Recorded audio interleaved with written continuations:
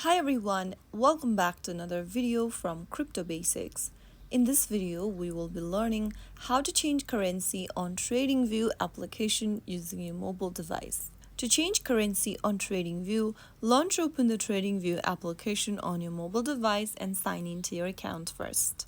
After you are logged into your main homepage for TradingView, go ahead and tap on the Charts button at the bottom of the screen. Tap anywhere on the screen and the USD drop-down will pop up at the top right corner. Simply tap on the drop-down and select a different currency you would like to change to. Soon after you make a selection, you will be able to change your currency on TradingView. That's how it's easily done. Now the chart has been loaded on the new currency that you've chosen. I hope the tutorial was helpful to you. If it was, go ahead and give us a thumbs up. Don't forget to subscribe to the channel by hitting the subscribe button. Press on the bell icon so that you'll never miss another upcoming upload from us.